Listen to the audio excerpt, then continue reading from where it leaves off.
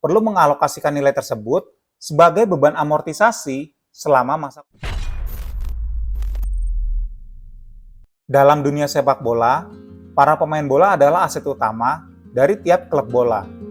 Namun demikian, apakah secara akuntansi atau pelaporan keuangan mereka juga dianggap sebagai aset? Nah, pada video ini, saya akan membahas mengenai perlakuan akuntansi terkait dengan nilai pemain bola. Jadi, ketika seorang pemain bola ditransfer dari klub lain, klub yang membelinya perlu mengakui nilai pemain tersebut sebagai aset dalam neracanya.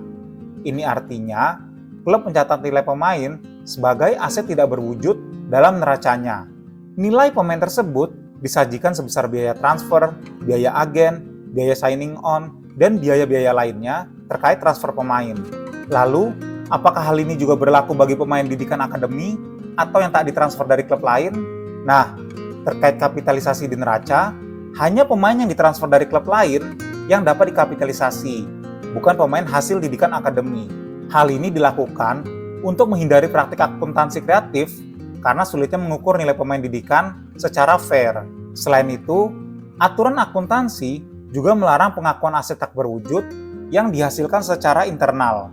Saya akan menyajikan contoh kasus agar kamu lebih memahami mengenai pengakuan pemain yang ditransfer yang dikapitalisasi sebagai aset.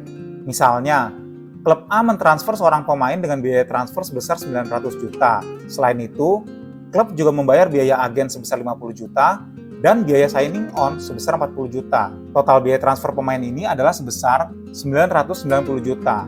Ketika klub A menerima pemain tersebut, maka mereka akan mencatat nilai pemain sebagai aset tidak berwujud dalam neracanya. Hal tersebut dapat dilakukan dengan menggunakan akun seperti misalnya pendaftaran pemain. Jadi, nilai pemain tersebut akan tercatat sebesar 990 juta dalam neraca klub A sebagai aset yang dimiliki klub. Entry jurnalnya sendiri adalah debit pendaftaran pemain sebesar 990 juta, kreditnya bank atau transfer fee payable sebesar 990 juta. Setelah nilai pemain yang ditransfer tersebut dicatat di neraca, klub A perlu mengalokasikan nilai tersebut sebagai beban amortisasi selama masa kontrak pemain. Misalnya, kontrak pemain tersebut adalah selama 3 tahun.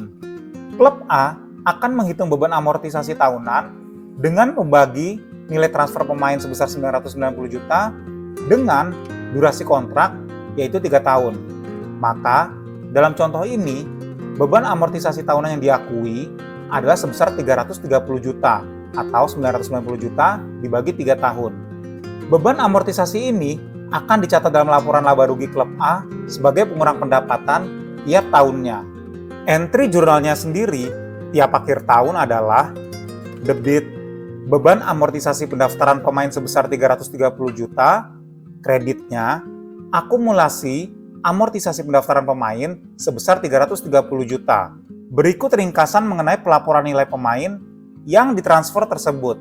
Pada saat transfer pemain, seluruh biaya terkait transfer diakui di neraca sebagai nilai pemain, yaitu sebesar 990 juta.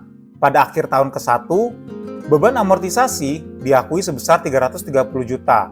Metode amortisasi menggunakan garis lurus, sehingga beban amortisasinya akan terus sama dari awal hingga akhir kontrak sang pemain, yaitu sebesar 330 juta. Terakhir, nilai sisa adalah nilai bersih pemain di neraca klub setelah beban amortisasi diakui.